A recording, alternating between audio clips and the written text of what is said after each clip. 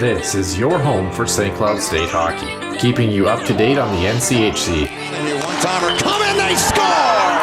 Ripped in! A bomb from Pervix! Women's WCHA. So Dana Rasmussen fires and she scores!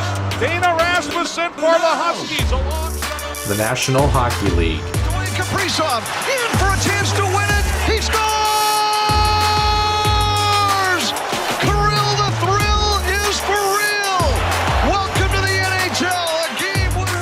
And everything from the state of hockey. St. Cloud Cathedral is now 42.6 seconds away from wrapping up the school's first ever title.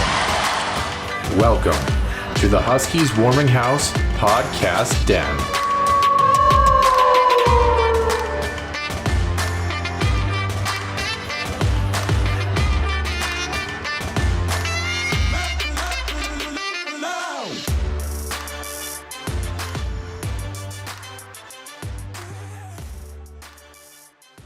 And welcome into episode number 140 here on the Huskies Warming House podcast, our Sunday, the first Sunday of December of 2022. My name's Noah Grant, alongside Nick Maxon, welcoming you into the den here for what should be a pretty jam-packed episode. We've got a lot to talk about in the early portions of the show, just a lot of things going on around the hockey world, as always, but a couple of signings, a couple of really key injuries, a game in the National Hockey League that we saw 17 goals in, a couple of announcers making some comments that aren't that surprising if you know which announcer were.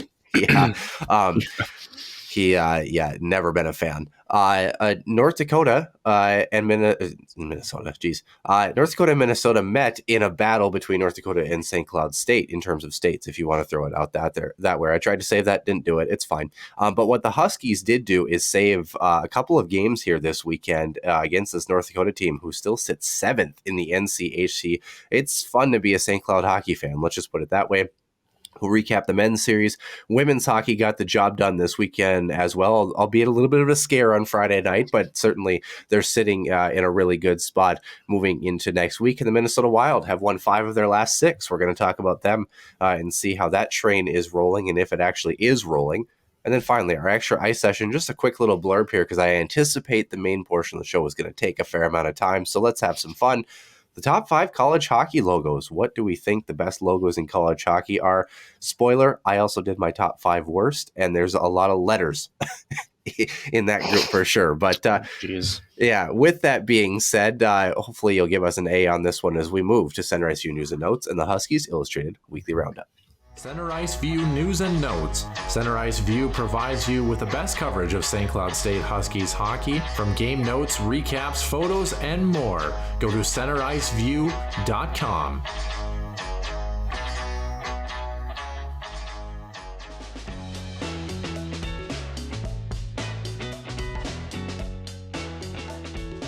Center Ice View News and Notes, Noah. So we've talked about this first topic for some time now, and the punting continues. The Arizona Cardinals know what that is because their offense can't do anything on the field, so they have to punt the ball all the time. The Tempe City Council has punted the issue of the voting on the new arena for the Arizona Counties down to essentially the voters, the residents. Doing it so in unanimous support, too, which is interesting. This will be voted on May 16th, and this will essentially decide the Coyotes' fate, not only in, I think, everybody who's followed this story for a while, their fate as an organization in the state of Arizona, but maybe in an organization, period. This is interesting. So for those who haven't followed this, it's a 16,000-seat arena. It's also going to encompass, I believe, a theater, some residential units, obviously some more commercial, I think restaurants and everything. It's supposed to be a $2.1 billion with a B dollar project, 1.9 of that being privately funded. I should say 1.9 billion of it. So not essentially anything on the taxpayers. And it's being dubbed the landfill to landmark because that's been the biggest piece of controversy on this project is where this project will be. It's on a current landfill. It's going to cost them an estimated $75 million if it does get approved to remove 1.5 million tons of trash from the site. Now, supposedly there is a gambling component to this as well.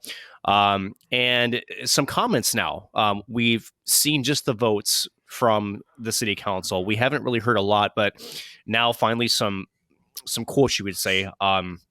One person, Doreen Garland, who was initially against it, has now flipped it, and it says that she is now more comfortable with the deal, including Marijuelo's finances, which I've talked about. That has been the biggest sort of overhead question mark with this entire deal is, again, 1.9 of this 2.1 privately funded that's coming from the ownership group, when 10 months ago, Noah, they couldn't even pay their rent up there at Gila River Arena. So, and then to further quote this, while I've got some reservations about this being the best fit for our last large chunk of land that is city owned, it makes sense to of Tempe the opportunity to weigh in and get their vote. So, and speaking of weighing in, because apparently my camera is weighing in on my looks this morning, which, I mean, it's just being smart. Surprising based on what we have essentially been seeing and where this has been trending lately.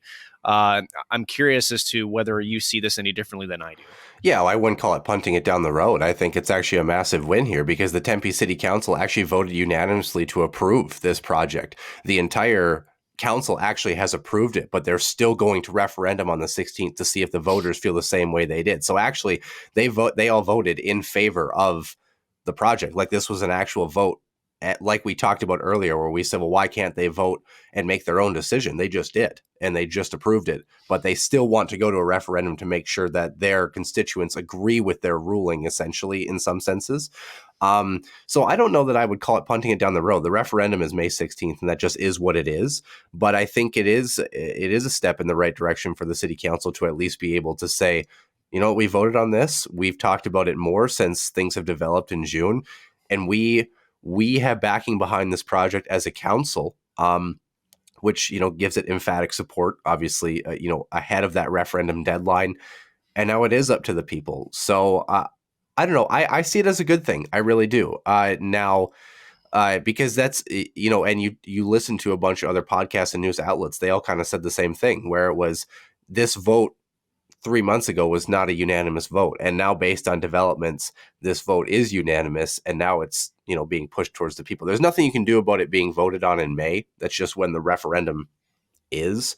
But I mean, it could have been where the council voted on it and was split 6-6. And you're like, whoa, like there's not a whole lot of backing. But I think it's a step in the right direction. I'm not looking at it in the sense that it's so negative. I think it's, you know, it's another thing that pushes, hopefully, what should be a 30 or 40 year stay for the Arizona Coyotes in Tempe.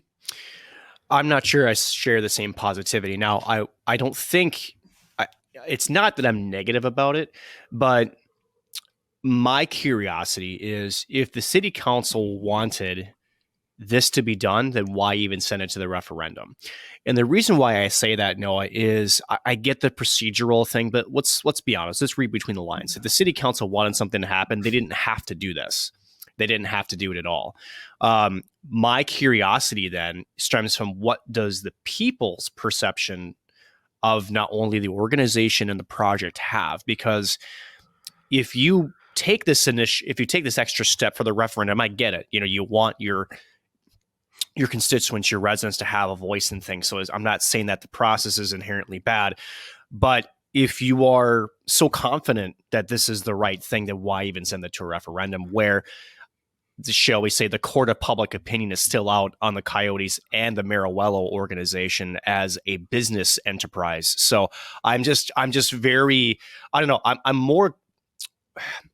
curiously optimistic. The referendum was, you know, almost 2 months ago, and I think that's where we've gotten some clarity here on some of the additional parts of the plan, and I think that's where the city council feels more confident. So for me, I look at that and I say, they've gotten new developments or information that has kind of led them to believe that this is more of a solid concrete plan than maybe it was even a couple of months ago. So I think, if anything, it's just more of a, we're moving in the right direction and we're going to see how it plays out kind of thing. It doesn't, like I said, it doesn't feel like punting it down the road. It feels like, let's throw out worst case scenario. Let's say that the residents reject this plan. Then what happens? Well, that's a problem for May. You can't. That's well, and let's think of the big picture here, Noah, because this is why the entire process to me is no worse for wear. Everybody in the NHL executive offices must be holding their breath on this, because I get it. The referendum is what it is. It's a set thing. That doesn't change. We get that. But in terms of where the organization sits, in terms of where the NHL sits, they want this done quicker. They need some type of resolution, whether it's positive or negative. They want them to figure it out, right? So my question is, if this thing does, by the residents' vote, get turned aside, and now we'll already essentially, because I don't think anybody expects the Arizona to make the playoffs, right? This is going to be May. They'll be in their off season. Then what happens, right? So I think it's more of, if the opportunity is there for this to be struck down, which there is, and that happens at such a later date, what now? I don't know. I still feel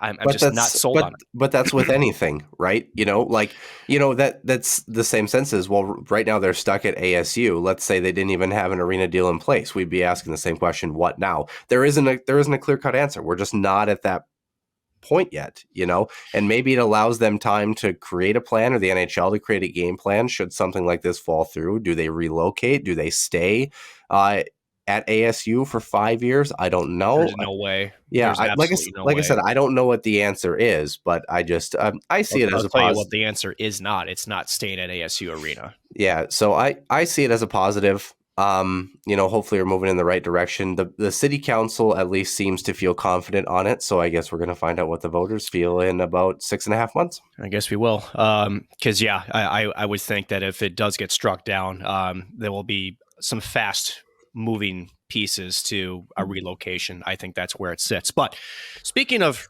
relocating, how about relocating names in the record books, right? Alex Ovechkin passing Wayne Gretzky for the most road goals all time with 403.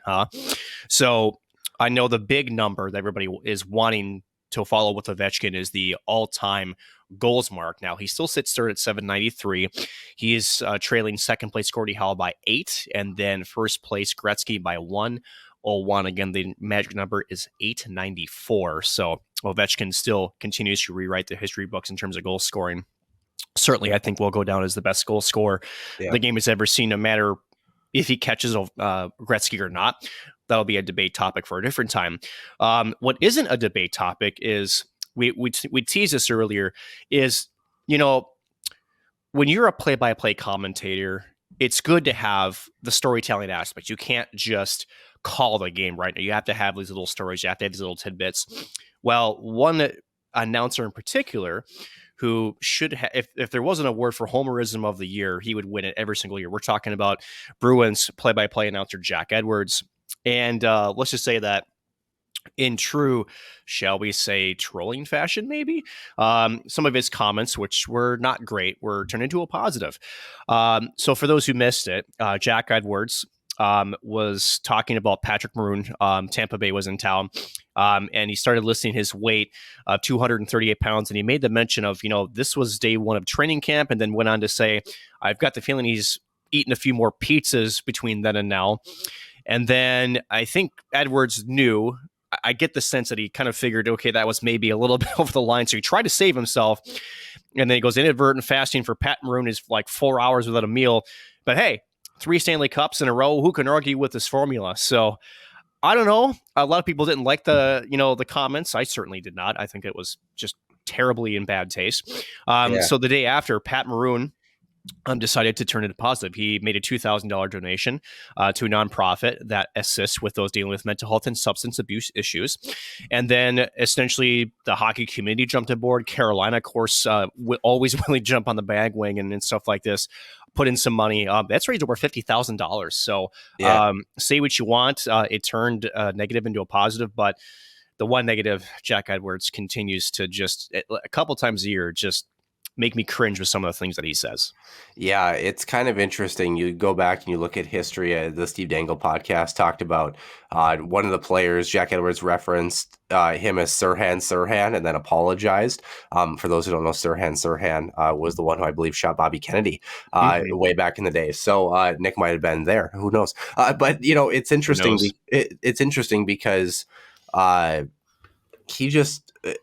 I'm surprised that Nesson in this day and age has stuck with him. To be honest with you, I'm not.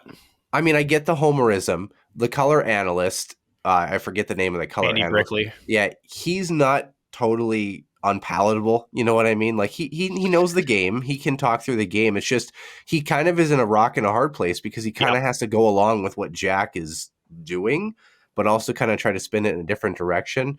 I think they could benefit from a new play-by-play voice. Their color analyst he's like I said, I think he'd be okay with somebody who's a little more, you know, homerism. Yeah, homerism, but like you know, doesn't cross the line kind of thing. Yeah. So Jack Edwards has never been my favorite. It's one, like we've talked about, it's one thing to be a homer but be objective about the game. It's another thing to be a homer for the sake of acting like you're in New England on your couch having a beer, but yet someone gave you a headset halfway through, right? You know, so and that's what Jack Edwards comes off as. Does it appeal to the masses in Boston? Probably, but most likely. Good for Pat Maroon. Good for him to just kind of turn the other cheek, and it's done a lot of good in the mental health and community. It does. Now for our next topic, Noah, you talk about trying to turn a negative into a positive. This was the exact approach that Bruce Boudreau up in Vancouver is hoping to do with one of his star wingers, which, shall we say, probably didn't do exactly what I think the Canucks wanted to do, or maybe they did. Who knows? They healthy scratch Brock Besser, the Burnsville native, right? It's kind of interesting timing to 14 points in 18 contests, but only 3 goals. Again, this was a player that coming out of North Dakota had a shot, right? He was supposed to be the goal scorer. He was supposed to be the guy that was putting the pucks in, as being assisted by Elias Pettersson, who I still love watching, even though he's on a terrible team. Yeah. 2 of those goals, by the way, come in the power play. So 1 even strength goal. That's not good enough, right? So the reports coming out were saying that, you know, it's tough love Bruce Boudreau is showing, but it sounds like the tough love may have been broke the camel's back, shall we say, Noah? It sounds like as of today, Brock Besser is currently trying to negotiate a trade with the Vancouver Canucks. So I don't know. 23 goals over the previous 5 campaigns, which he's averaged. So he's not bad. Had a 9-game point streak back in November, but is this a chess move, Noah, by upper management? I think it is too, because you don't do this to a player unless you get the sense, and maybe there was always this sense that he was never going to re-sign. So let's clarify this. Actually, so Besser actually didn't end up being scratched last night. He was supposed to be scratched, and then Dakota Joshua, who is linked to the Jagger Joshua issue with Ohio State, by the way, which it sounds like said Loka is actually going to be back probably by the end of the calendar year for Ohio State. Okay. Just an update on that one as well too. But Boudreau said this. He said, "We did this earlier in the year with Connor Garland, and he responded well. So I'm anticipating, because Brock's a real good professional, that he'll respond in kind." So it looks like maybe just trying to jumpstart a little bit. Regardless, I did not see, maybe we can look real quick because we have this handy dandy thing called the internet.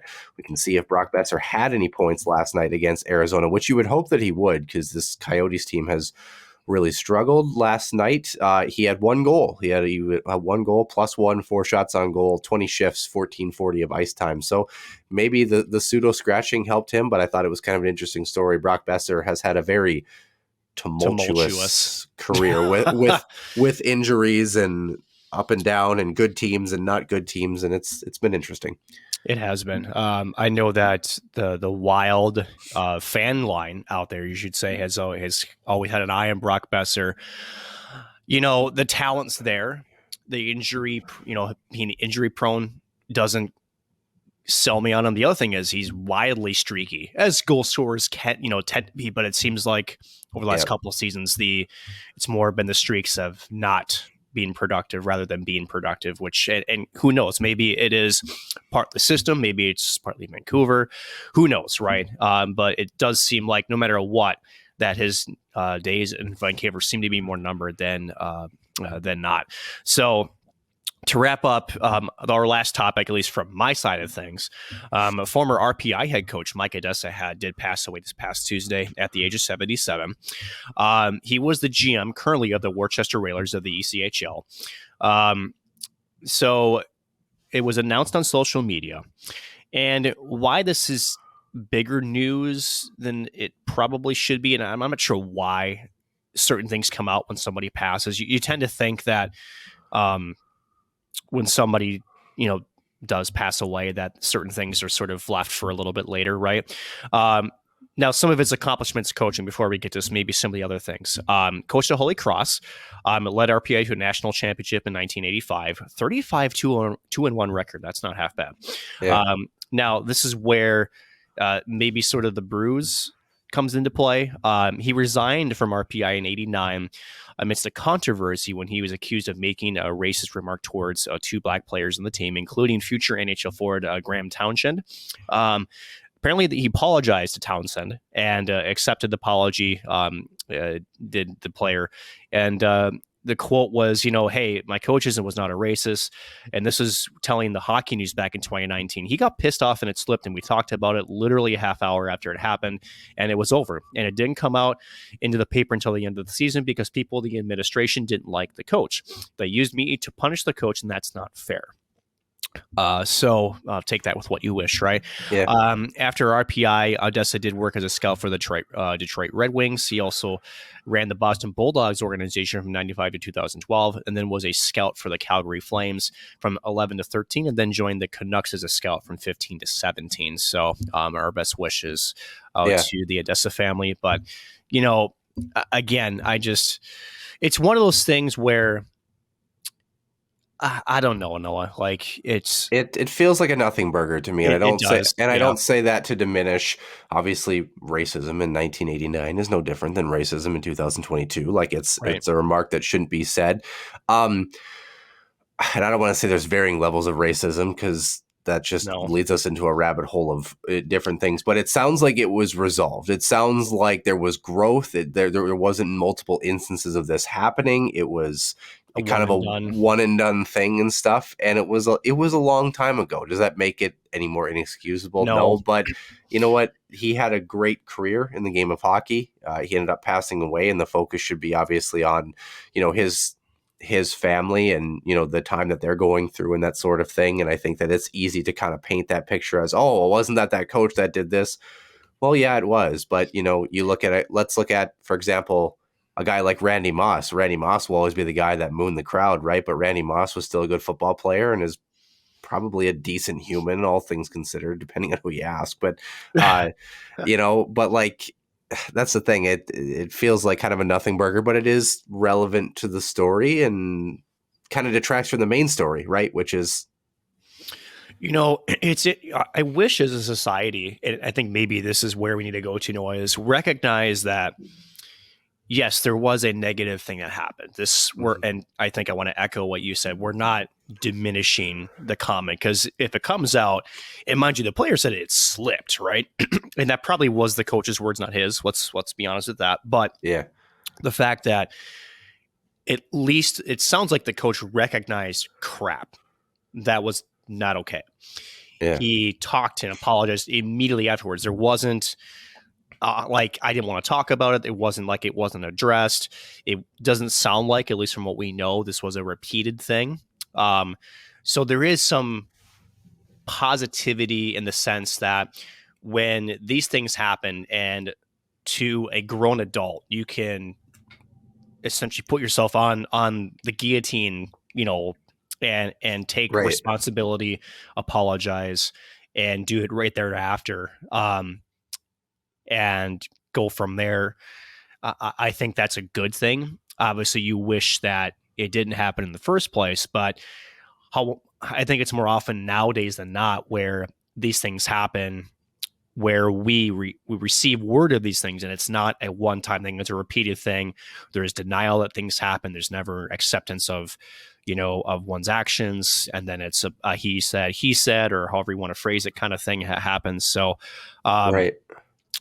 So at least if this is indeed true of what's being reported, you got to give the coach at least a little bit of credit for owning what he did, making the quick, shall we say, turnaround and apology for it. And then again, unless there's something else that we don't know, it doesn't sound like it happened again.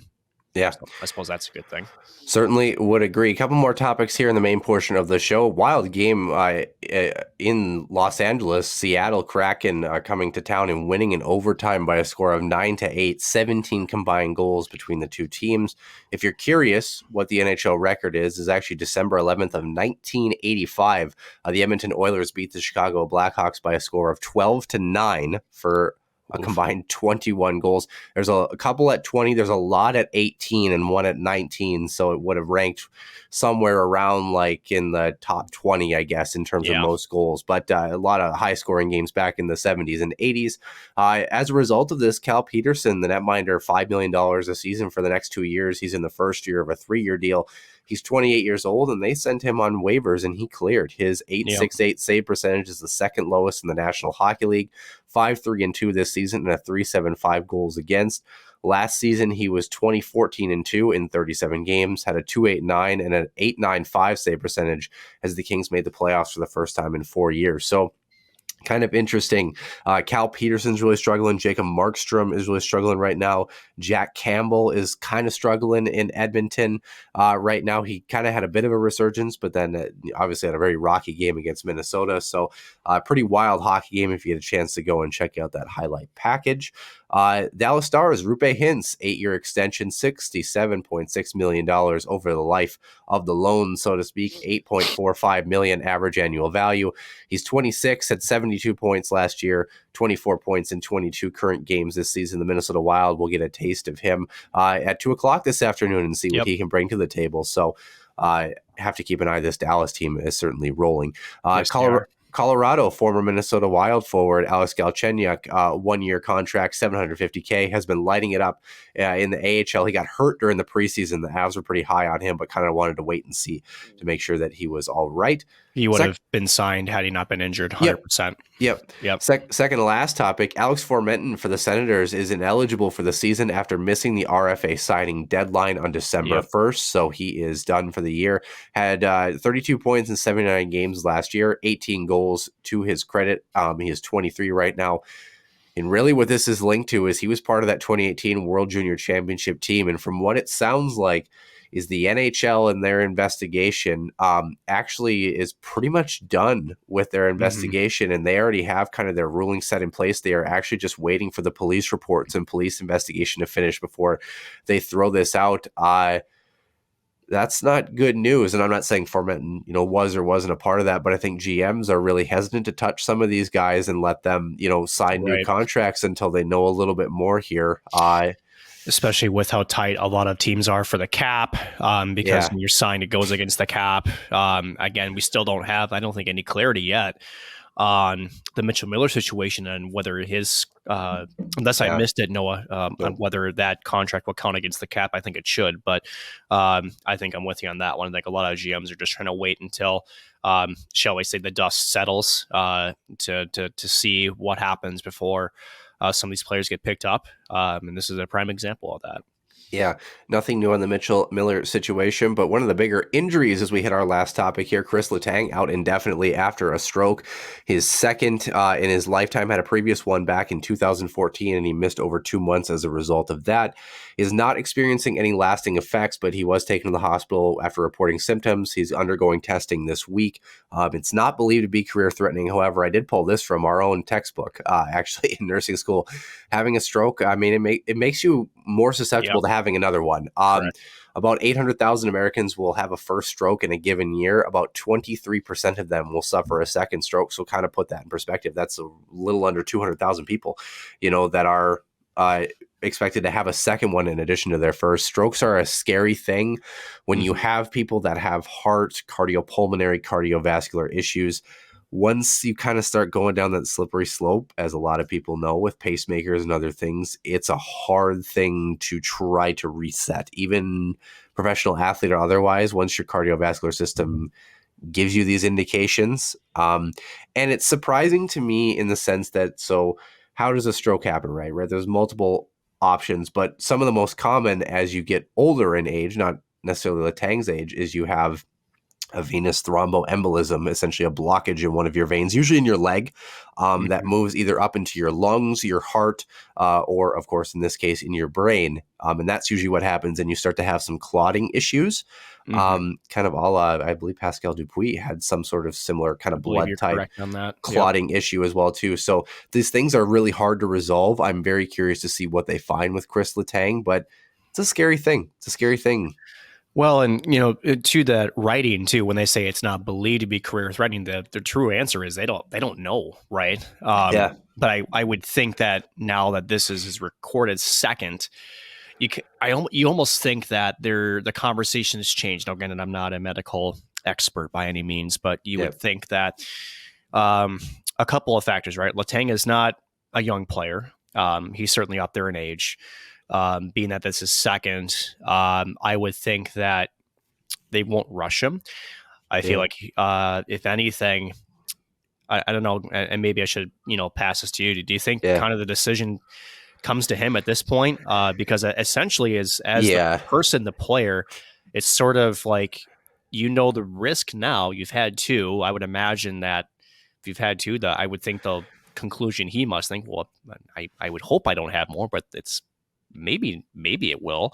Yeah. I don't know. What do you think? Some people are just more susceptible to those things. You think about like Rich Peverly, right? Rich Peverly was 29 when he collapsed on that bench for Dallas and never played another hockey game. The other danger too. So, what is the management for strokes? For some people, it's anticoagulant therapy, essentially blood thinners. Yep. Well, here's the problem. If Letang gets cut on the ice, he's going to be in serious trouble because it takes so much more to, even for example, when you have people who are on blood thinners and you're starting simply IVs and you end up discontinuing an IV, I mean, you're holding pressure for 4 or 5 minutes in some cases to make sure that they just don't bleed out from a normal, IV. So that's the danger that you're going to run there, among other things where blood thinners would affect the way that he's able to intake oxygen, yada, yada, yada. But I could see this going either way. I mean, I'm really on the fence. I could see a doctor telling him, you know what, this might be it for you, man, even if it was not seeing any lasting effects. Or they might say, you know what, we'll give it another shot, but you got to pay attention. You know your body best. If one more of these happens, for sure you're done. So I don't know, but wishing Chris Letang the best as he moves through that. 3 other injuries here for you. Vancouver, Thatcher Demko, netminder, out for 6 weeks with a lower body injury. Detroit's Tyler Bertuzzi will also miss the same amount of time with hand surgery that he underwent last week. And Toronto's Calle Jarnkrok, the Leafs cannot catch a break, missing at least 2 weeks with a groin injury.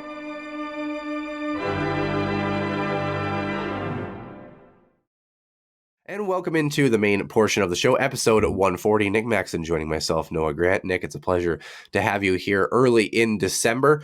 We're going to jump right into it, I think. NCAA hockey here, a lot to get to, and I want to make sure that we give as much time as we can to the college hockey world. Plus, nothing interesting is going on in our lives anyway. So, Big Ten for me, anyway. Yeah, Big Ten world. I mean, I'm off my parents' insurance now after this month. Thanks. Happy birthday yesterday on 26. But Ohio State traveled to Penn State in the Big Ten this last Friday and Saturday. Penn State 2-1 victory on Friday. Ohio State 4-3 on Saturday. A bit of a back and forth affair between the Nittany Lions and the Ohio State Buckeyes.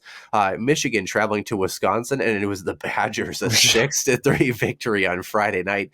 Michigan responds with a 4-2 victory of their own in night number 2, and then Minnesota handling the Spartans 5-0 and 6-3. Although I was talking to my dad, who of course watched the games a little more in depth, and he said this Spartans team is good. He said it really wasn't a reflection of how good the Spartans team was, because the Gophers were just really on it this weekend. So like we talked about, I believe Michigan State and maybe Penn State, or maybe, and throw Ohio State in the mix as maybe the teams that are vying for those top 3 spots in addition to Minnesota there. Michigan's kind of floundering. Wisconsin is definitely out of the race, and Notre Dame is a 500 team at best, I think. They were obviously off this weekend, but Wisconsin, they've played spoiler a couple times here. They have. And not that the season hasn't been any more confusing, but I mean, with the amount of talent that Michigan has, they're terrible in the Big Ten right now. Like absolutely terrible. So, I mean, Michigan might be on the outside looking in by the end of it, which is it fair to say, you look at the non-conference schedule, which obviously had some good opponents, Western Michigan and this sort of thing. Could we accurately say that Michigan maybe just isn't that good this year? I think from what we've seen, yeah, I'd say that's correct now. I've sort of rethought about what I think about Michigan. I thought they were maybe in a rut. I thought maybe they'd work out of it, but it hasn't been the case. And the way that they're losing games too is it doesn't seem like they're really that competitive in some of these games. Yeah. They give up a lot of goals. That's the biggest thing. The defensive side of the game is certainly hurting. When you lose Owen Power, and a couple other studs also on the forward side that were also really good defensively, shook up that lineup. So good thing they had a really relaxing offseason, right? Yeah, depends on who you ask. But Michigan, I think we can say here in December they're not the same team as last year. We figured maybe they would claw back a little bit, but not as much as they have. I'm still a little surprised, but no, they may not make the tournament this year. I don't think they will. If this trend continues, they won't. Well, good thing our NCHC predictions were spot on too, right? About that. Michigan Tech traveling to Northern Michigan. This one was a split. Northern Michigan 4-3 in overtime. Michigan Tech a 3-1 victory on Saturday. Nick, I'm gonna put it out there right now. Ryan Stieg asked us last night. I kind of said it a little bit last week. I think this matchup this past weekend, you're looking at the top two teams in the CCHA this year, battling it out. Yep, I think you're right. This Tech we'll team explain why here further down the row. Yeah, this Tech team is looking good, and Northern Michigan Grant Petone has built a machine that is well oiled, is not high end, I would say, but is consistent. And they've certainly given themselves a chance. There's one other team that is still in the mix as of right now, but they had an interesting weekend. Obviously, it is not Bowling Green and Lake Superior, although Bowling Green is technically atop the CCHA. I'm still not high on them right now. But they did get the sweep 7-4, 5-1. This Lakers team is terrible. It's bad. Really difficult to see the drop off from only a couple years ago. Mm-hmm. Ferris State traveling to Mankato. This is the matchup we were alluding to. Ferris State, a sweep 2-1 and 3-2. This Mavs team, not good. They've had some key injuries. They haven't really had guys step up in the offensive front. I think it's funny, though, because I'll just throw this out there. In our private group chat, I mean, Alex Micheletti has talked about, he keeps saying, and I'm not defending Keenan Rancier just because he's a former Toro. Alex Tracy is definitely in this piece, too. But he talks about, Mankato not getting goaltending. They're losing games that are low-scoring hockey games. They are. Their goaltenders are doing their job. And, that's the thing. It's like this Mankato team, I think just all around, yes, goaltending included, all around just is not the same. They're not in sync. It seems like, right? They're just not the same wagon they were last year. They're just missing too many pieces. A lot of pieces, and let's remind it, like Maverick hockey, they pride themselves on kind of like we feel like Bemidji is. They need to score first. They have to play with a lead, right? And a lot of the times they're giving up the first goal. They're not a team that's built to chase. And so whether it's a defensive breakdown or whatnot, if they're chasing games, it's never good for them. Yeah. The other part of it is when you lose guys like Nathan Smith and Julian Napravnik and a couple of guys up front that could score, right? Again, when you're losing these tight, very low scoring games, what does it tell you? Well, you're not getting your goaltender any support either, right? If you're going to say it's goaltending in a 2-1 matchup, I'd say no, that is a goal. If your goaltender is allowing 2 or less, he's doing his job, in my opinion. Doesn't mean that he's got to steal one on a tighter game at some point in the season, but your offense isn't there either. And from some of that same group chat, it sounds like maybe there's some, shall we say, that the team chemistry itself could be in question. Again, we don't know if that's the case or not.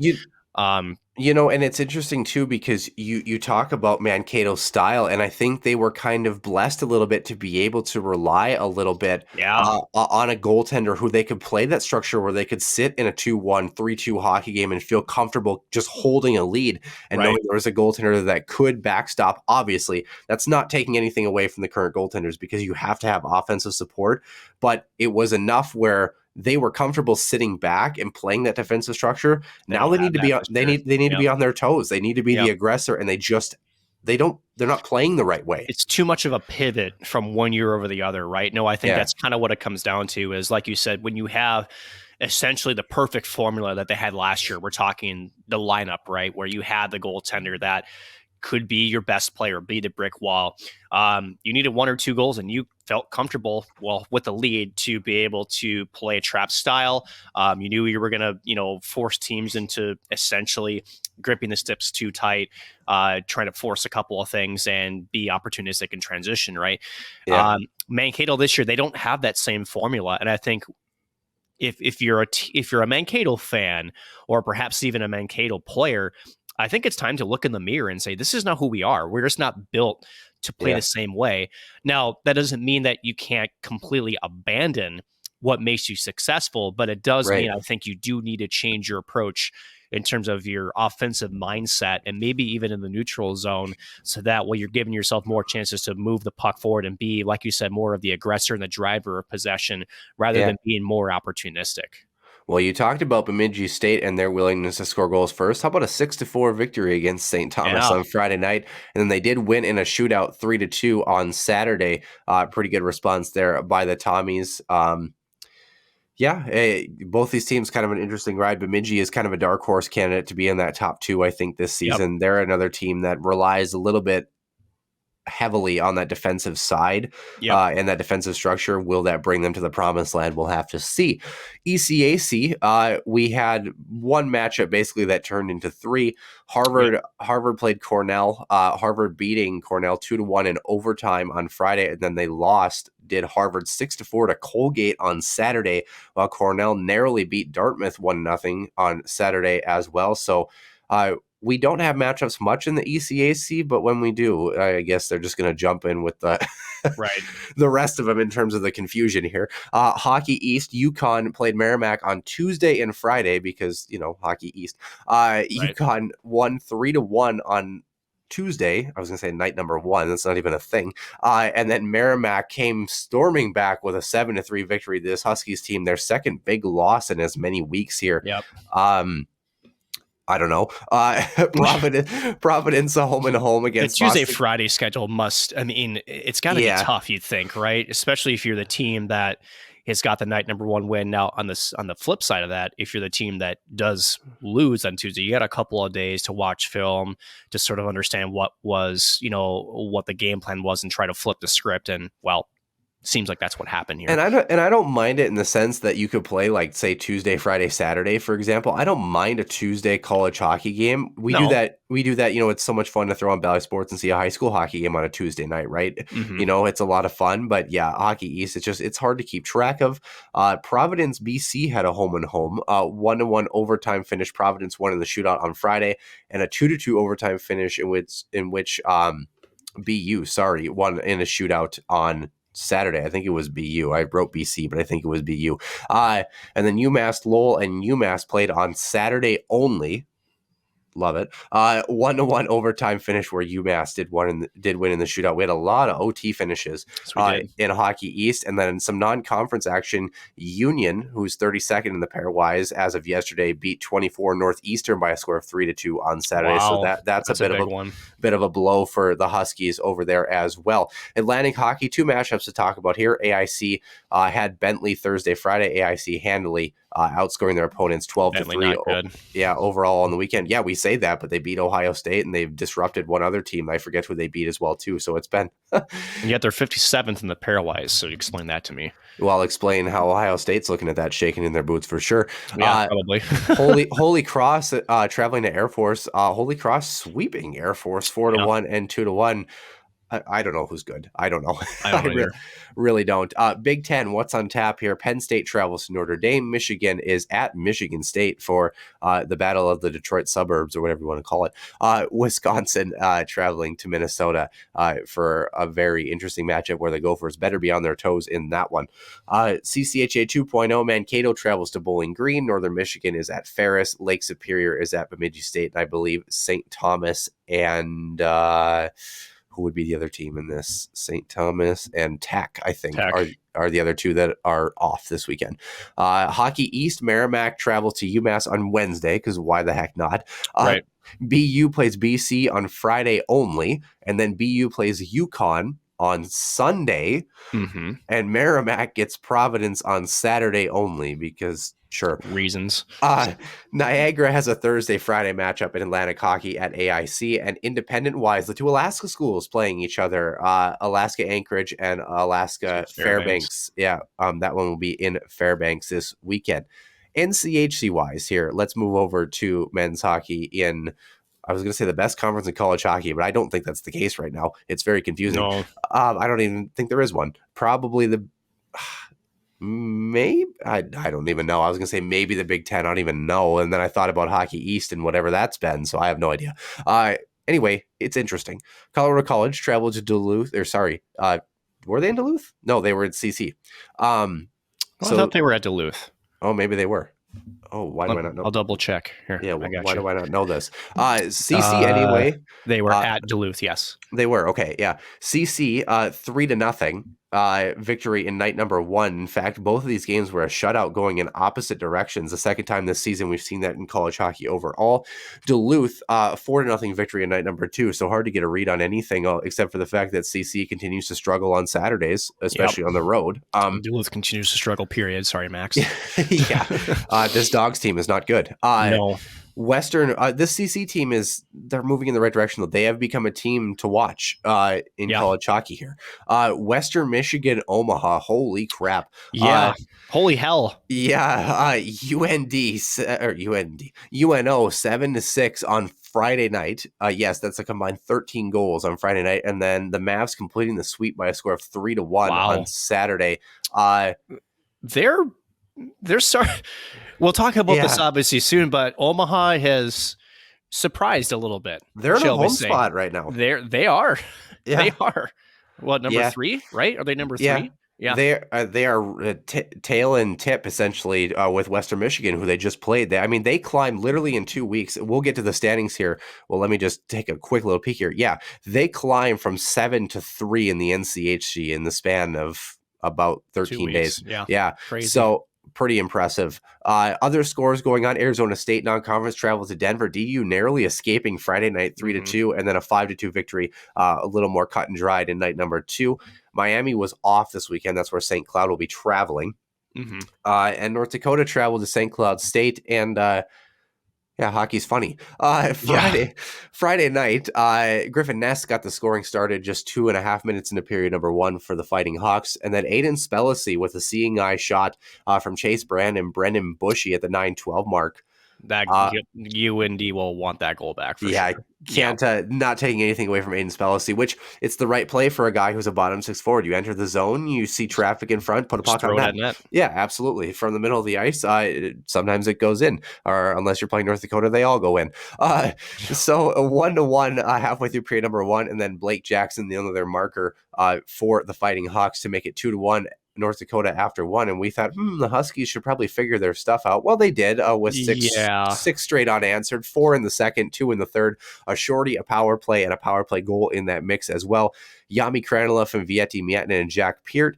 Grant Crookshank shorthanded from Chase Brand, Jack Peart from Kranila and Bushy in period number 2, and then a power play marker to end the middle frame, Vietti Miettinen from Kyler Kupka, who was good to see him back in the lineup after getting his appendix removed. So, and then period number 3, Yami Kranila from Miettinen and Jack Peart, and then Adam Ingram and Dylan Anhorn assisting on Kyler Kupka's power play marker at the 12:20 mark. Shots on goal, 33-32 St. Cloud in this one, bolstered a little bit by the first period margins for North Dakota, who, let's be fair, had really good opening periods in both games this weekend, but the rest left a bit to be desired. Face-offs 29 for 58 for each team, 50% even. 2 for 5 on the power play, including a shorty for the Huskies, and then a perfect 3 for 3 on the kill. Jackson Castor stopping 30 of 32, had a 938 save percentage in that contest. Jacob Helston had a 737 on 19 total shots, and Drew DeRitter saw 7, led in 2 for a 714. We'll get back to that save percentage in just a little bit. 6-3, the Huskies do win on Saturday, although if you would have tuned in for just the first period and a half, you wouldn't have thought that. No. Was Matteo Constantini, who I believe is a former Miami Redhawk, correct? No. Or is his brother a Red Hawk? Why do I feel like that's a Red Hawk name? Anyway, Gavin Hain on the power play and Reese Gaber on the power play in periods 1 and 2. Just 2 minutes into the middle frame to get UND out to a 3-0 lead. Thought the Huskies were in trouble until Brendan Bushy and Zach Okabe got us within one. Grant Cruikshank, Adam Ingram, 2 assists in the middle frame, and Dylan Anhorn the other assist for Brendan Bushy second. Zach Okabe's 9th of the season, and we thought, wow, he might hit double digits at some point. Well, he did in period number 3 with a natural hat trick, his 10th and 11th of the year. The third goal being the hat trick goal coming on the power play from Josh Lidke and Jack Peart. Second marker, 55 seconds into period number 3, Vieti Mietinen. What a whale of a weekend he had in the assist column, especially with an assist there. Kyler Kupka's 4th of the season from Dylan Anhorn and Micah Miller extended the lead, and Jack Peart, his 2nd of the season, into the empty net for the Huskies to claw back in that one with, again, 6 unanswered both nights. 26-19 shots on goal were actually in favor not of St. Cloud. I believe it was actually UND. I think I wrote that wrong, but 34 for 61 in the faceoff dot. That is correct. 55.7% were the Huskies. 1 for 3 on the power play. 3 for 5 on the PK though, allowing 2 markers while shorthanded. So that's a bit tough. Dominic Bassi had an 8.85, stopping 23 of 26. Drew DeRitter had a 7.22 in this hockey game. Combined over the weekend, North Dakota had a 7.45 save percentage as a team this weekend. Compare that to St. Cloud, who had a 9.14. So could that have been a difference? Maybe. This is the first time that St. Cloud has swept UND at the Herb Brooks National Hockey Center in regulation in 21 years. I was just about to turn 5, and Nick was an underclassman in high school. So maybe. I would have been either eighth, depending on when it happened in 01. I would have either been an 8th grader or a freshman in high school. You would have been thanks for reminding me. You would have been at least 14, almost 15. We're 10 years apart, man. Yeah, I get that. Yeah, so you would have been in high school for sure. Okay, cool. Yeah, you freshman or sophomore probably, but nonetheless, it's been a hot minute. Early 2001, I believe. So, fall of 2001. And the player you're thinking of for Miami is Matthew Barbolini. Yeah, they're all Italian, right? No, I'm kidding. Constantini is a sophomore. He's been with the Red Hawks his entire RSC. He's been with the Fighting Hawks. The Red Hawks, the Fighting Hawks. I guess they're all the same. He's only a sophomore, so this, well, he scored. He did. Was probably feeling good about himself. It was his first of the season, and then it went downhill. Gavin Hain's 8th of the season, Reese Gaber's 11th of the year. There are guys who are scoring. We'll get to the standings in a second, but this North Dakota team, who is sitting 7th in the NCHC right now, we picked them, however order you want to say you and I had it, we picked them to be in the top 2 this season still. And the thing that's interesting, yes, goaltending has played a big part of it, but I think you and I both expected the veteran guys to stay pat, which it seems like most of them kind of have, but we expect some of the young guys to infuse a little bit more seamlessly and as far as the offense was concerned. And they're a bunch of individuals out there who are not playing as a cohesive group right now. And I was talking with my dad again last night, and I said, this St. Cloud team, they're good. They're finding ways to get back into hockey games. They're finding ways to score. Probably the most productive offense in college hockey right now. And my dad said, yeah, but North Dakota, they're not that good right now. No. And this is where the youth, it's all youth, right? The veterans have held pat, as we said. Reese Gaber is, every time he touches the puck, you hold your breath because that guy's got a rocket of a shot. Very smart with the puck. I think a couple of things. I think the loss in the back end of Jake Sanderson really hurts because not only do we look at his offense, but just the way that he was able to hit ice in his veins in the defensive zone. He knew how to make that first pass. He knew how to skate out of the zone. There were so many things about his defensive game that were so good. So I think that hurts them a little bit too. And we talk about young forwards, right? But how about young forwards learning to play the defensive side of the game, right? It seems like that's where they're hurting about. Again, they got 13 goals against.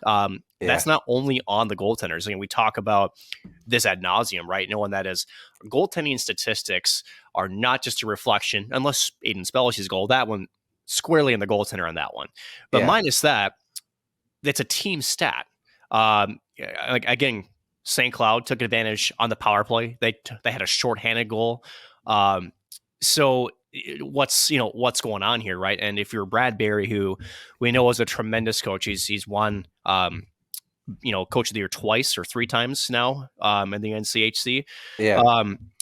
You know that he can coach it, and just to me, there's just so much youth there that's got a lot of promise for talent. They just haven't quite adjusted to the Division I game. And again, we talk about how hard the NCHC conference is.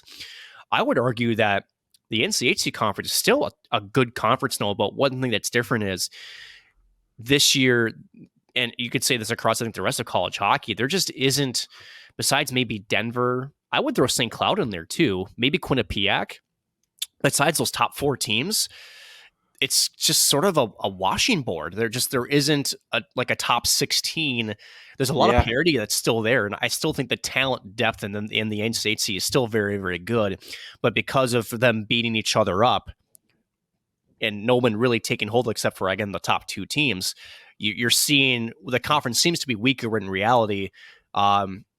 I think it's still strong, but I don't know. I don't know how you would characterize it. You know what's interesting? I'm trying to find the tweet. It was it's actually a tweet from a North Dakota fan, so take that with a grain of salt. Danger close, right? But I was trying to find a tweet from last night. They were talking about Brad Berry's coaching history, how they missed the playoffs ever since kind of Dave Hackstall there. Really haven't had any success at the national tournament level. Mm-hmm. And there was some questions called in about his recruiting process, which obviously he's got some really young forwards that are going to develop accordingly. And, a lot of people are tweeting, you think Brad Berry's seat is getting warm, and, a bunch of people are like, you're joking, right? Are we? And I'm not saying, I think we're way too early to definitively write that off, and we got to see where this young group comes into. But if he has a season where it continues the way it is and next year starts poorly, we might be talking about a very different story. Now, we've got half a season to play, yes. And a lot of things could change very quickly. Yep. But there's a lot of North Dakota fans that are upset about the transfer portal, which I get it in the sense that you want your young guys to come in, but they brought a very good crop of young players in, and a pretty sizable one at that. Yep. The transfer portal has worked very well for this team in the past, and you want a good example of a transfer portal working very well for a team. Who do they just play? Grant Cruikshank, Dylan Anhorn, Dominic Bassi, right? You've got three guys that have assimilated seamlessly. So it's all about the mix and structure around. So maybe North Dakota, maybe their transfer portal players haven't assimilated as well into the mix as St. Cloud's has. And you never really know until you know. I think, example, Casey Gilling last year for Duluth, for example, a guy that they expected a little bit more out of, right? Yep. So, it can work to your advantage or to your detriment, so to speak. Even St. Cloud saw that year to year with some of their transfer guys, Seamus Donahue, for example, kind of being up and down depending on when you looked at them during the time frame. I don't know. I don't know how to characterize this North Dakota team. It's weird for them to not be good and to really not be good right now. Normally if they're struggling, they're fourth, right? They're kind of on the bubble of having a home spot. They've dropped a couple of close contests. They just, have been missing a goal scorer or, a goaltending for a stretch of time. No, this is a multifaceted dismantling of what North Dakota hockey is right now. Can that turn around? Yes. But yes. I mean, they've won 2 hockey games in the NCHC this year, Nick, in 8 games. Yeah. And what's to say? This is sort of an early panic too. Because let's be realistic here too. North Dakota fan base, they're passionate hockey fans, and the one thing that they require is continued success. And mind you, they have had an embarrassment of riches at that university for so long. And again, I think last year, right, we saw how you mentioned Donahue. I think even Aiden Spellacy coming in last year, you could tell that he wasn't quite. It took him almost a full season. He's much better now. Yeah. And that's also just moving him around too. He was supposed to be that replacement for Will Hammer. He's played mostly on the wing this year. Ryan Roseborough, a guy that I talked to Brett Larson, even as of recent, was a guy that they thought could be that next Will Hammer. And they've had him again on the wing side just because of his size, right? So sometimes does it come down to coaching where you had this idea, again, we talk about a puzzle piece, right, of what your recruiting and your transfer portal wants to look like, and you think, okay, this is how the picture is supposed to look like, and it just doesn't work that way, right?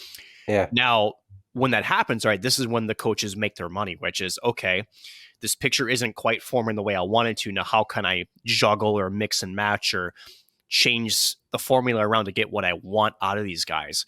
And sometimes it isn't changing line. Sometimes it is maybe setting a guy. I mean, there's so many different tools at their disposal, right?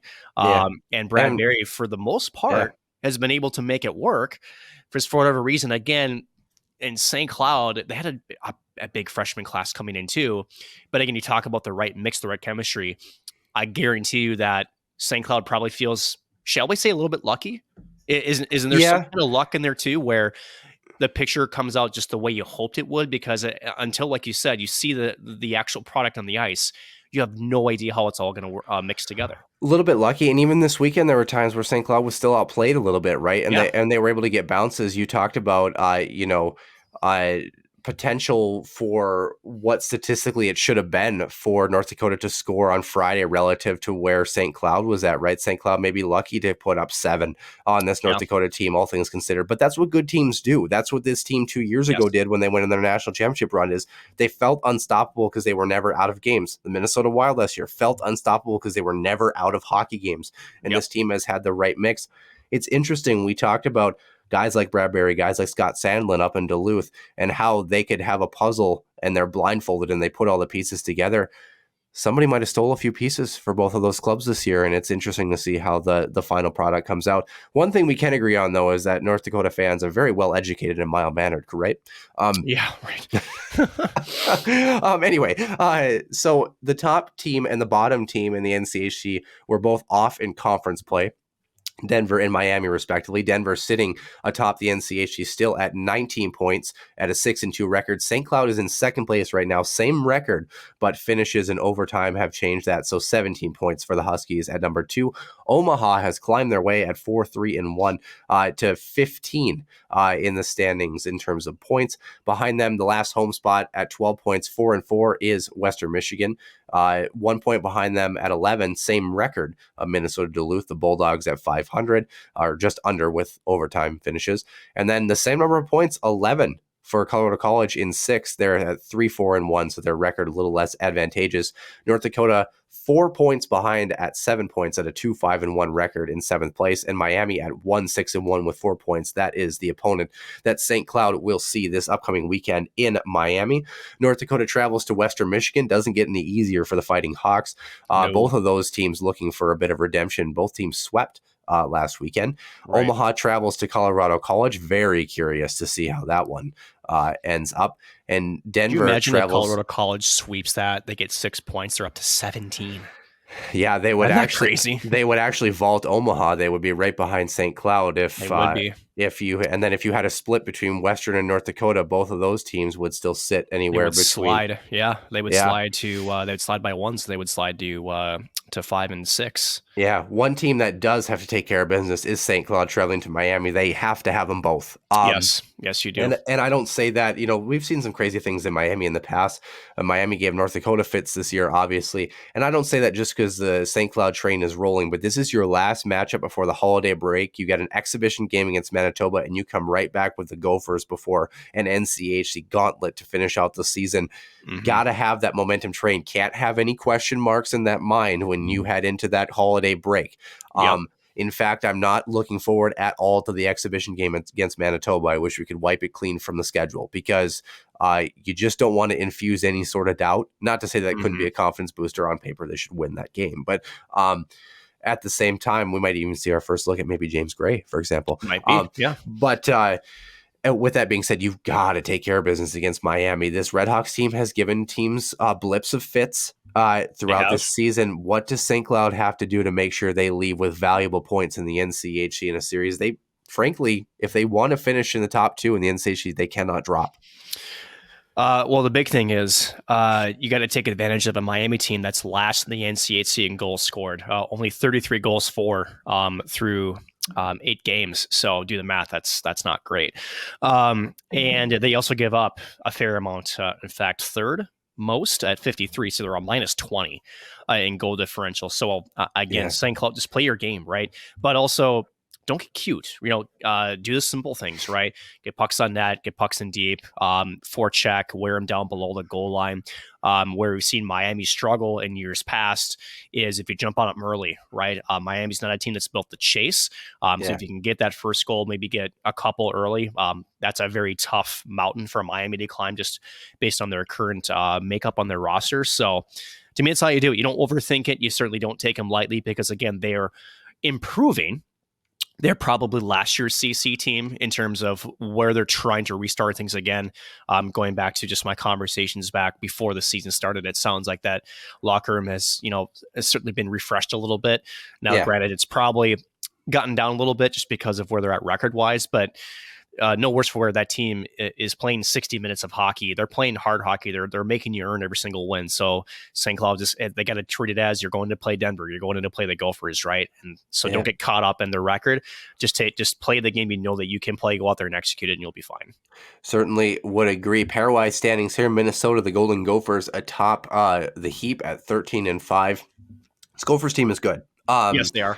And should they be number one? Up for debate, but they are certainly a top 3 pairwise team right now. There's no doubt about that. I would say at this point, I think they are number one. Yeah. To be honest with you. They're a good team. Really, they're a good team. Really, Quinnipiac is at number 2 at 12-1-3. They've had a good record. They've done what they had to do. I think they're more of a top 5 team right now, they are. As opposed to second.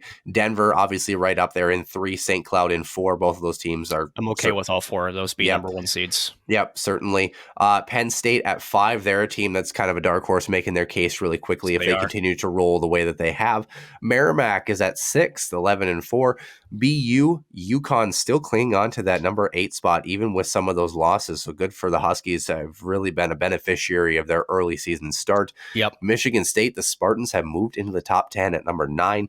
UMass at 10. Michigan is still at 11 at 11-6. Their non-conference schedule. Yep. Yeah, their non-conference schedule has kept them pat. Providence at 12. OSU, Ohio State at 13. UMass Lowell, Harvard, Michigan Tech round out the top 16.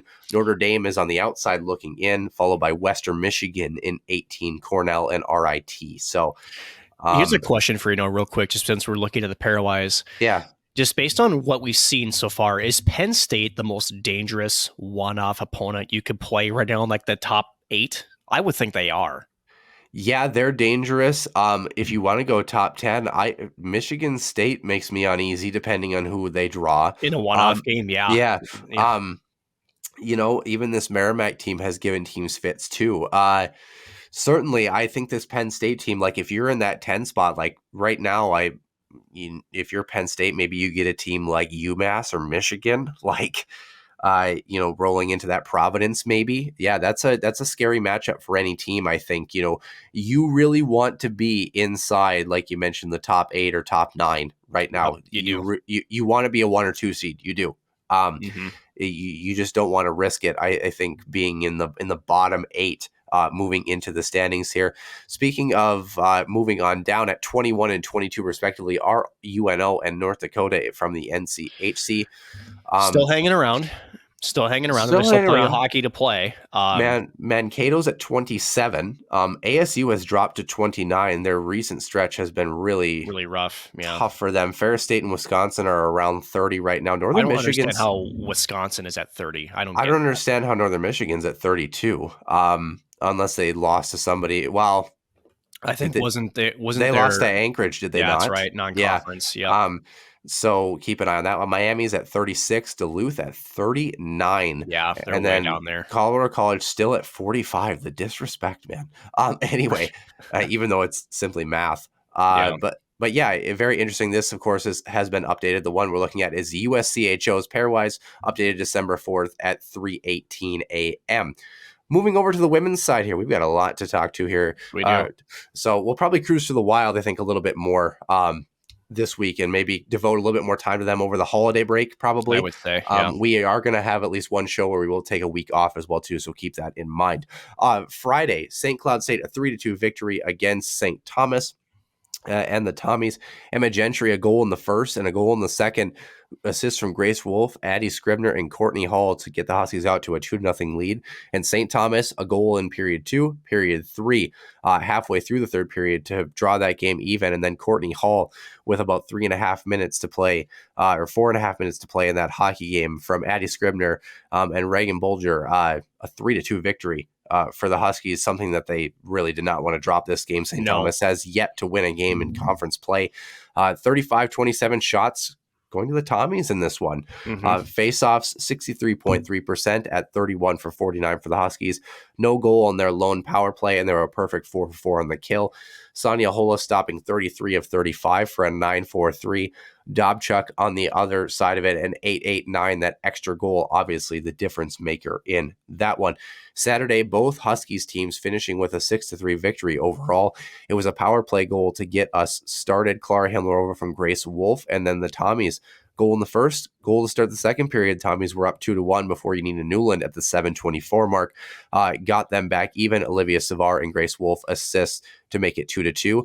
Tommies leading for a stretch again in period number 2, 3-2. And then St. Cloud responded with 2 markers at the end of period number 2, including the second one being shorthanded. Her second of the night, Clara Himlerova, unassisted.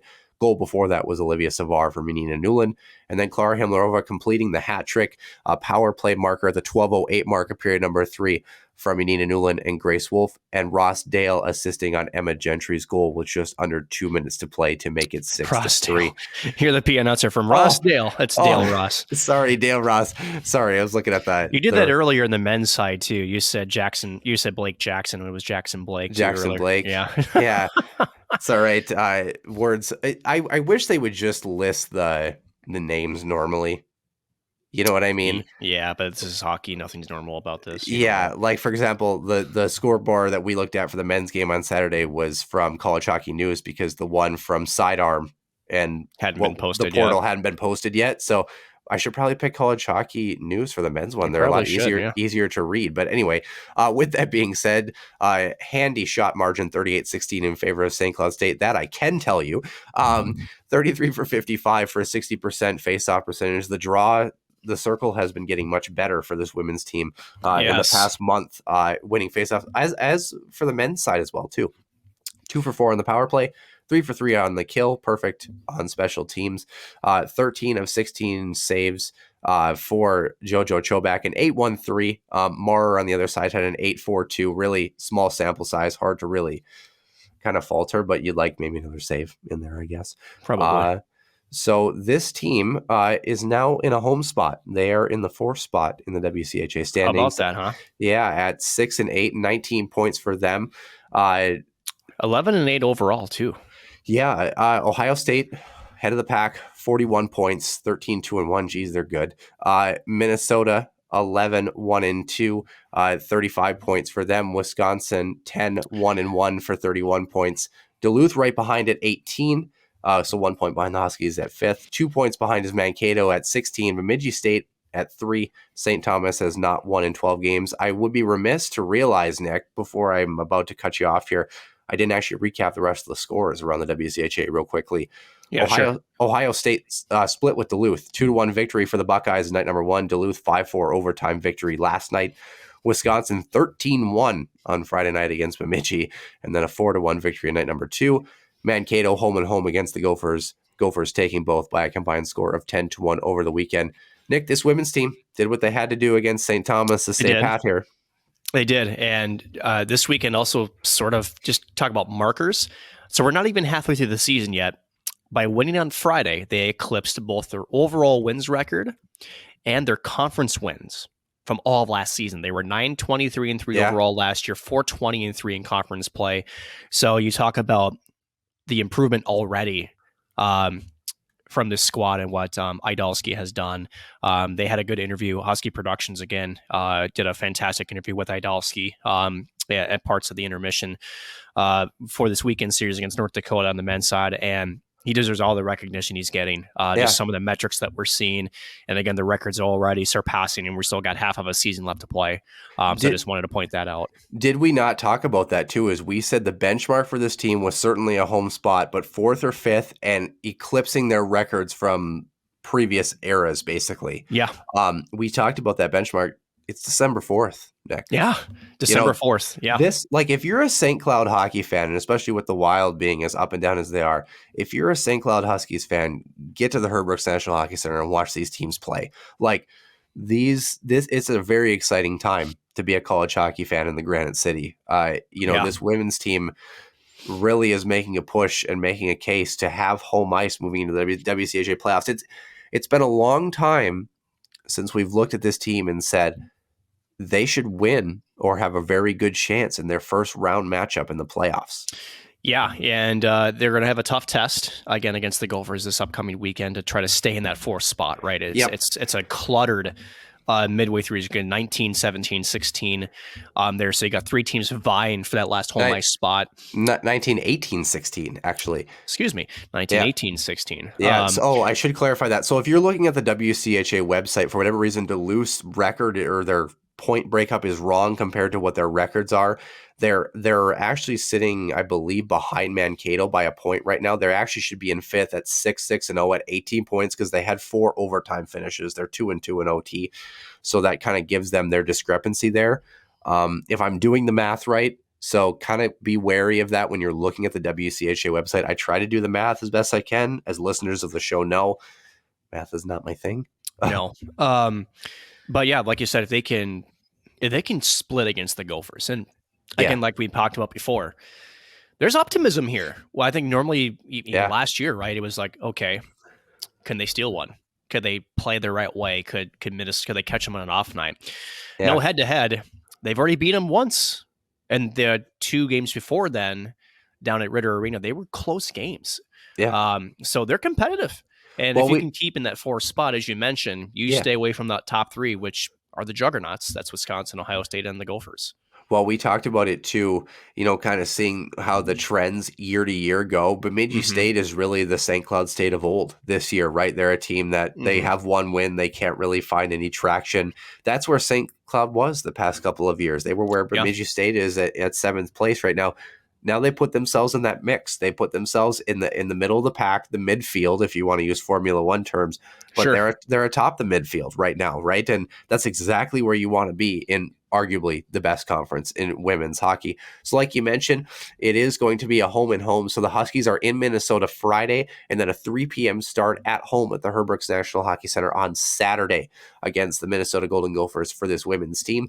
Other games going on, it will be St. Thomas traveling up to Duluth Friday, Saturday, and Wisconsin traveling to Mankato this upcoming weekend. So in fact, I believe, this is the last action that St. Cloud will have on the women's side until January 6th or January 1st. It's that East-West showcase. Yep. So make sure that you, I believe it's January 6th is the next that they play. It is New Hampshire and then Merrimack Friday, Saturday. Yeah. So again, a chance, if you can at least split this weekend, great momentum heading into the holiday week. Got to make sure you're taking care of your body and you're ready to rock and roll. That's a big stretch of time off for this women's team, basically a little less than a month to make sure that you are ready to go for the second half of the season. Minnesota Wild here, let's get to them very quickly here. 12-9-2 on the season, 26 points for them. They are 1 point out of third in the Central, and they are actually in the second wild card spot right now. How about that, huh? A +3 goal differential. Their past week, of course, they've won 5 of their last 6. Their only loss coming against Toronto the week previous. Beating Arizona 4-3, Edmonton 5-3, Anaheim 5-4 in a shootout. They have Dallas right after recording for us here on Sunday at 2:00. Then they travel to Calgary on Wednesday, Edmonton on Friday, Vancouver on Saturday before coming back home against Edmonton the following Tuesday. That's a nasty little road trip. It is a nasty road trip. Dallas, Calgary, Edmonton, Vancouver. And all playoff seeding implications on those matchups too. Yeah, 6-3-1 in their last 10 are the Minnesota Wild. We talked about this team. I still don't think they're a well-oiled machine. I think that they beat some opponents they should have beaten. I think Edmonton was the only one that should have given them fits. The Anaheim game was a bit sketchy. They outplayed that team and kind of gave up some bounces, almost dropping that game against Arizona. I'm not sold on this team yet, but they're having a good stretch of games here. They're keeping themselves in contention. We might be destined for another first round, barely sneak into the playoffs, have a middle of the order draft pick. Yeah, year. that's what it sounds like. I don't know. I think at the end of the day, where this gets a little bit crazy, right? Is yeah. can they string together a stretch like this more often than not? Yeah. Which last year the answer was a resounding yes. Resounding yes, they could. It's amazing how much Ryan Hartman's absence has had an effect on the roster. Well, we've got Ryan Reeves now. Ryan Reed, I know, right? Jonas Brodin being absent too, having to weather that storm again. I think he's still one of the most underrated defensemen in the entire game. Yeah. I really do feel that way. Alex Goligoski has impressed me as of late, though. Yeah, he's been someone that I think has filled the void very well. Kalen Addison's a stud, dude. What a steal the Minnesota Wild got out of that, I believe, Jason Zucker trade. Geez, he's a good hockey player. He is a good hockey player. Yeah. I wanted to see Ryan Reeves. I wanted to see his last splits. He was even against Anaheim, had 13 shifts, was -1 against Edmonton, had 15 shifts, and of course, had a point against Anaheim as well, obviously, and then was +1 against Arizona. So, I mean, he's been, as a fourth line guy, he's been doing his job. He doesn't really generate a whole lot of offense, but I mean, he's been serviceable-ish. Yeah. So, and that's at the end of it. That's what they've wanted from him and that's it, really. I mean, yeah, I think if you're really wanting to look at, what's really the expectation, he's done what you've asked him to do at the end of it. Yeah, and we talk about guys, right? Everyone's like, oh, can't the Wild go out and just get a top six forward? Well, the Wild are kind of in this spot where they're handcuffed by the cap, and they're trying to really think about how they're preparing for their future, because really the goal for this team is 2025. It's getting them set up for that cap space to make sure that they're in a great position to know where their core is, what pieces they're missing, because they going to be going shopping. Yes, they will be that year. So it's going to be a Christmas bonanza here. I wanted to pull up the stats here just to kind of take a look at where we're at as far as players. This might shock you, Nick, but Kirill Kaprizov is leading the team in points. Shocker. How about this? The next closest is Matt Zuccarello at 23 points in 23 games. How many points? Do you know how many points Kirill Kaprizov has in the same number of games? Ooh. His next shot will be his 100th shot of the season, by the way. Oh, Jesus. I'm not sure. He's got 31 points in 23 games. That's For those who are wondering, let's do math, because Noah loves math. That's a 1.35 point per game average, 15 goals, 16 assists. And can you believe people wanted to trade this kid because of a contract dispute? Anyway, Eriksson Ek in third.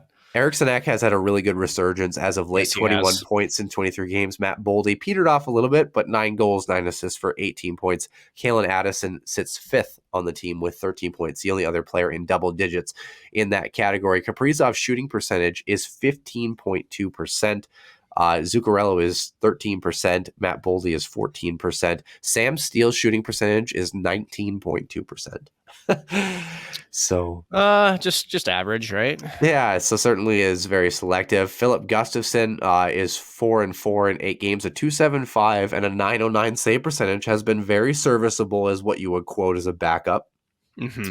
Marc-Andre Fleury an .898 and a .292 goals against. Those first couple games are going to continue to haunt him, I think. But with that being said, Nick, this Minnesota Wild team, it's kind of like the college hockey world. Do we know? I don't know that we know. And that's what's weird, right? Is that this time last year we knew. We knew what this Wild team was because they were consistent. Now, Absolutely. The one thing that they were consistent on that we were playing with fire was the amount of times they had to come back from games and were able to pull it off. Remember? Yeah. How many times they got themselves in that situation. It was good to see that they could pull it off, but it was one of those, sort of double-edged sword kind of things where you're like, okay, it's good they're doing this, but we can't keep making this a habit, which they kind of did. No worse for wear. It still ended up resulting in a first-round playoff exit. So I don't know. I think I'd be curious to see what happens when Ryan Hartman comes back. It sounds like he started skating on his own. I still feel like he's not coming back till at least January 2023. I think that's probably the earliest you could expect him back. Thanks for clarifying the year. Math has not been your strong suit, so I got to clarify. It hasn't. I can do No. the only names math apparently, right? Because you like to, last first. So yeah, I guess so. I can do drug calculations, which is both a good thing and also probably something I shouldn't air publicly if on the this show. ambulance is taking me to your hospital, I'm asking them to divert. I don't care. So, at the end of the day, that's brutal. I know, which means I might die in transit, but that's fine. Better than this fate. Better than this. Because at least have my dignity. This is in poor taste, and I don't mean this in any more than Nick and I being friends. But could you imagine the last face you see looking up at is me smiling at you? Oof. I have a different vision of what that looks like, and your face is not in that. So to be fair, it's nothing to do with you. It's more of like, I'd rather be on a, shall we say, a laid back chair, watching the beach in 90-degree weather, and that, with some kind of drink in my hand. As I'm sprinting down the beach, and you're like, you got to be kidding me. Like, you're like Lloyd from Dumb and Dumber. It's like, hold that plane. Hoping like you just run off the dock because you think I'm like all the way out on the pier and I'm really on the beach. Like, you idiot. Well, from Samsonite. From all my jail time, somebody told me to go to Zihuatanejo, and I just figured you'd be down there with a boat somewhere, right? So you mean that's fair. So, but nonetheless, the Minnesota Wild, we don't know. This show is falling into disarray. But what about college hockey logos? Are they in disarray? Are there good ones? Are there bad ones? Who's to say? We'll head on to our extra ice session.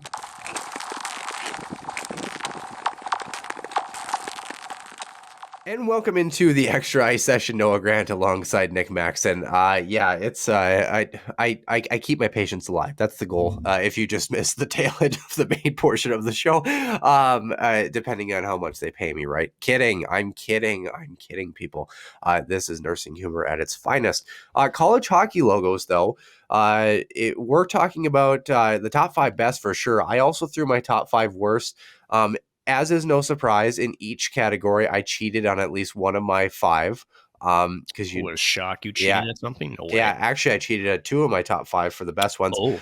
I did use College Hockey News and use the main logos for each team. I figured that was the easiest way to follow. So no secondary logos, no like the Huskies had their throwback jerseys last year. None of that. Nothing crazy. The only time I would admit any sort of alternate is if they would, use it regularly. But really, I thought just the main team logos. Let's talk about them a little bit here. Do you have a top 5 worst? I do, because I sat there last night. It wasn't part of the equation. I just got bored and kind of put it together. The Huskies of St. Cloud are in neither of these groups. I'm going to throw that out there right now. That's good.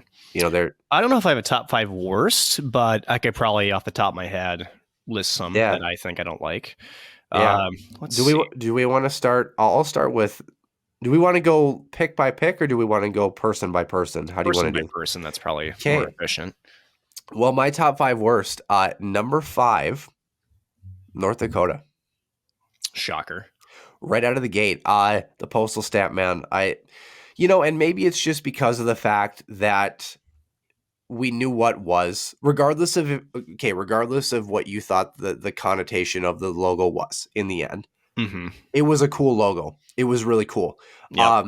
And North Dakota was kind of between a rock and a hard place. And it kind of reminds me the same as the Washington Commanders, right? It just didn't really hit home, or technically Western Michigan's new logo. They're still the Bronco technically, but really they're that new W thing. Yeah. It's just just kind of a step backwards. They paid the intern to do it. Yeah. Yeah. Number 4 for me, Ferris State. Interesting. Their Bulldog, and here's the thing, I don't think Duluth Bulldog is much better, but I think Ferris State, you look at that Bulldog, it's like a slobbering mess. Like it looks like a rabid whatever type thing that just it looks kind of cartoonish. I think Duluth's issue for theirs, and I didn't put them in the top 5, but Duluth's kind of like the jowls on the dog are so pronounced. It makes me think I'm looking at an old guy, honestly, in dog form. That's kind of what it makes me think of. Yeah, if you look at Ferris State, it's just like it's supposed to be like this angry, rabid, bulldog type thing, but it looks more cartoony than like Tom and Jerry-esque, I think. Yeah. Number 3, another animal that we're going to put in here, one of the newer teams in college hockey, Lindenwood. The Lions. Yeah. It kind of looks like a Lion King off-brand type thing, like the Walmart version of the Lion King kind of thing. The Fanatics brand, not the Adidas, Yeah. And like I said, I believe people work very, very hard. And some of these logos, like we're going to get to a lot of the Ivy League schools here in just a second. Some of these Yeah. logos have a lot of history, and that's okay. So number 2, the worst of the letter block crew. Basically, Dartmouth, Canisius, Union, Yale, Sacred Heart, maybe even throw Miami in there as a pseudo pick. Like Yeah. all the block letters just don't really. Yeah, Mercyhurst. I like Mercyhurst because it actually says Mercyhurst at least, but like, yeah, I mean, they're not. They don't do anything. They're not. You didn't put anything with the letter. Yale has the bulldog, but the bulldog looks just like an angry old man again. Right. My worst pick though is actually a letter. It's not a block letter per se. Princeton. Yeah, the tiger stripes and the Yeah. To me, that's a tough logo. Anything with a letter, you got to pair something with it, right? Like some letters look good. Like Air Force is very iconic to Air Force. Bentley has a crest behind it, right? One of my top ones that I have in my top 5, which it's in the number 5 spot. Cornell, for example, they have the bear that's sweeping around. Like it looks really nice, So you got to do something with the letters. And I get it. The historical school like Dartmouth has had that letter for ages. Right. But yeah, that's my top 5 worst. And that's, nothing to say against the programs or anything. And I'm sure somebody worked very hard on the logos, but just kind of a meh for me, What do you got? My picks are not very far off from yours as far as the worst. So I'm going to go with my worst. How about this? And it's tough, right? Because it's like, yeah. Do you have any similarities? Is North Dakota in there? Yes or no? It is, just in terms of the similar, where it's like they tried to make a transition, and it is. I don't hate it personally, but in terms of, again, the whole story, it's not great. Ferris State, yes or no? I'm not as sold on how bad Ferris State is. It's still not great, but I'm not as bad on it. Yeah. Again, my biggest things are like the single letters, like Brown, Colgate, Princeton, Dartmouth, right? And I get there's history there. Yeah. Same with like you could even go Minnesota and Michigan in that that same thing, but it's also like it's simple, right? I don't know. It's hard too because if you're a school, especially for us, if you're an out east school, it's harder for us. Maybe it's different for someone when you're asking in Massachusetts. For us, Michigan is so iconic. Minnesota is so iconic. Yeah. Ohio State has the Ohio State word branding on top of the logo. So, some of them are different. If you think about St. Cloud's logo is basically a ripoff of the Montreal Canadiens logo, is, right? Yep. But at the same time, I think it obviously has some sort of affinity. So again, this is our personal bias. So right. So my number one worst that it's Stonehill. Really? Yeah. I actually like it. I'm not a huge fan of it. Yeah, that was. You talk about being cartoonish. The wings on the S, like I don't know, it just maybe it's just me because I'm like, I see 80s in that, and that's maybe that's what it is. Like I don't know, I'm not a huge fan of the sweeping wing on the S. It's crazy. That almost made it into my top 5 best. Funny. Isn't that crazy? That's yeah. crazy. Because I feel like it would look good on a jersey. And I was trying to think about that too. What would look good on a jersey? Like you think about Dartmouth, right? Mm-hmm. It's a hollowed out letter on a jersey, right? Yeah. So although it would look good on the greens more than the whites, obviously. But nonetheless, is there anybody else like Lindenwood? Is Lindenwood in there? Not in there? It's in, Lindenwood, again, not great. But again, they were essentially a D2 school that's been transitioning to D1. Yeah. So I get it. So I can't go too hard on them, even though, it's still in the conversation. I didn't know where to put Long Island. I like their logo, but at the same time, it's like I like also, Long Island. It makes me think of like one of those like create a team logos that you would have if you were like playing NBA 2K. Like it doesn't feel what it is. It doesn't feel hockey-esque. I think it's the color palette, honestly. Yeah. Even because here I will give you Long Island's my number 5 best. Okay. I actually like the logo. I'm with you though. The one thing that probably takes it down a notch is the color palette. If it had a different Yeah. color palette, I think it would look nasty. Yeah. So that's just that. So it's in my it's number 5 for a reason, because I love the structure of it. But if they had a different coloring options, like I think if they went darker, then I like, especially with the blue, I think it would look really good. Yeah. Well, let's do our top 5 best. I'm going to start. You start. Yep. Number 5's anything related to bears that were pulled off successfully. What I mean by that, Maine, Yep. the Alaskan Canucks. I like that logo. That's a letter with a polar bear that looks really nice. Yep. And then Cornell, that sweeping bear that's coming around, that looks good, I think. Mm-hmm. Number 4 for me. Oh, Huskies fans, I'm sorry. AIC. Yeah. I love that logo. It's a unique logo. It's very definitive. Like, you look at it, you know that it's the Yellow Jackets right away. It's creative.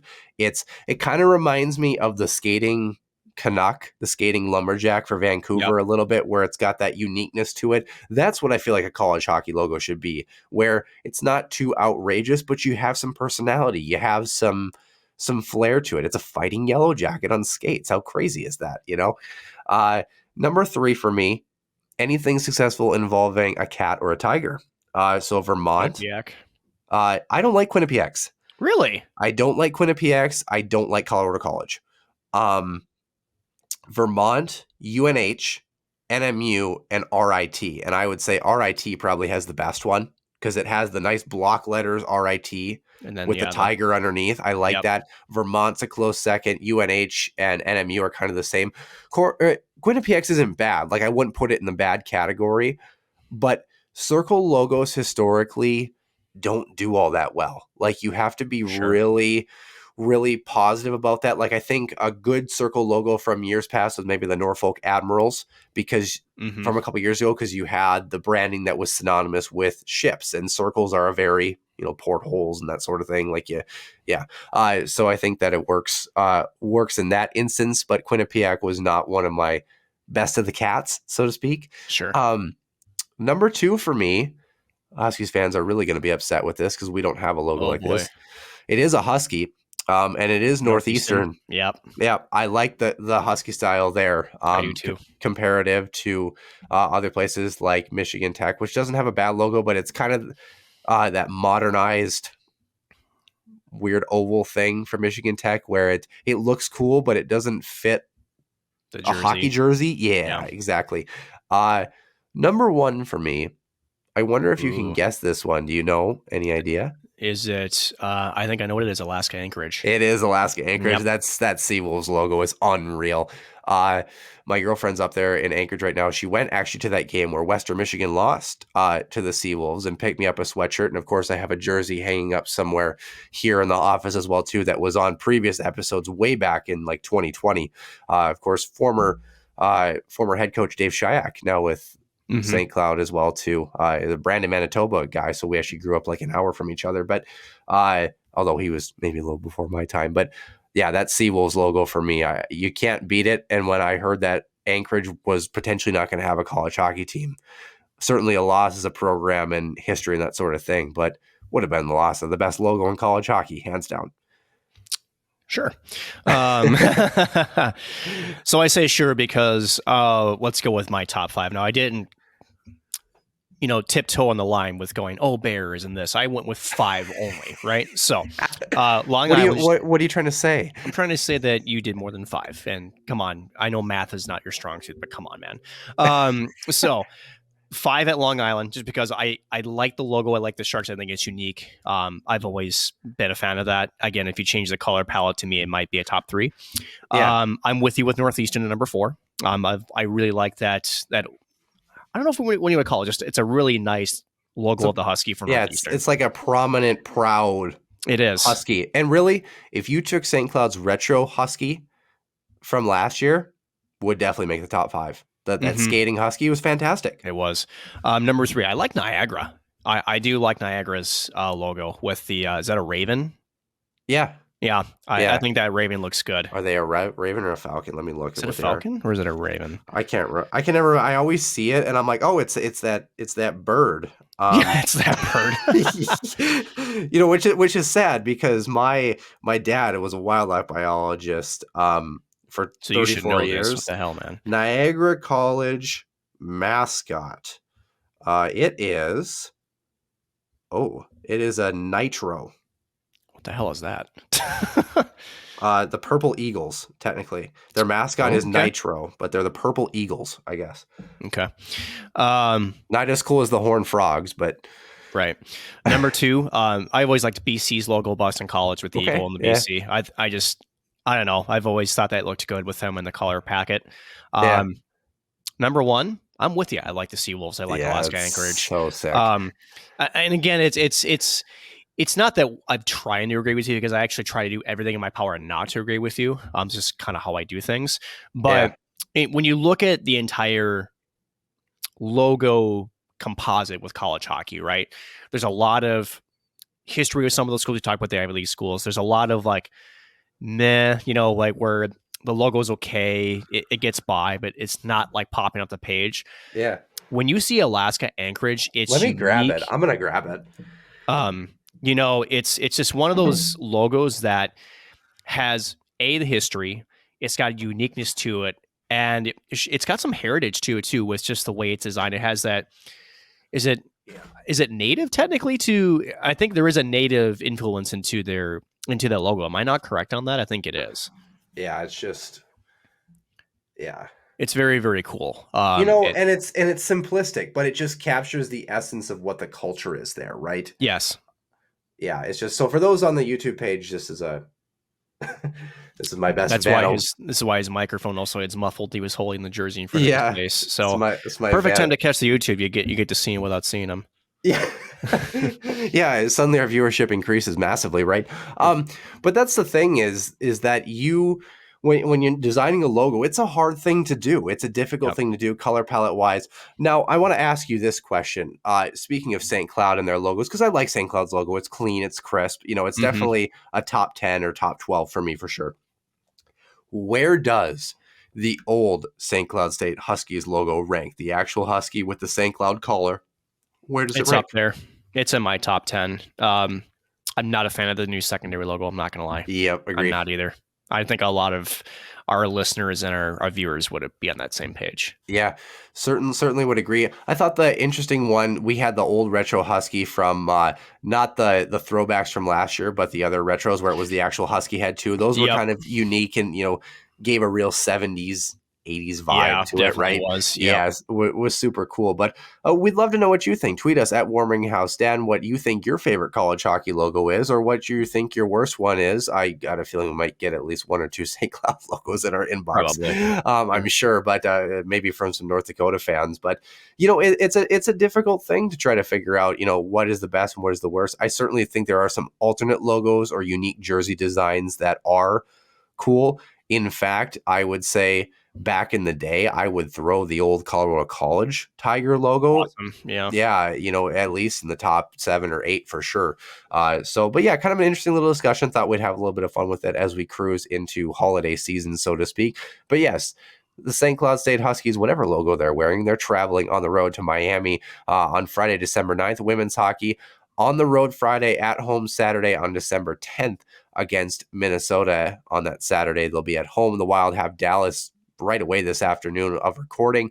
Calgary on Wednesday, Edmonton Friday, Vancouver Saturday for that road trip swing before coming back home the following Tuesday. For us, we will come back with episode number 141. That will do it for this one. For Nick Maxon, I'm Noah Grant, and we will see you soon in the den.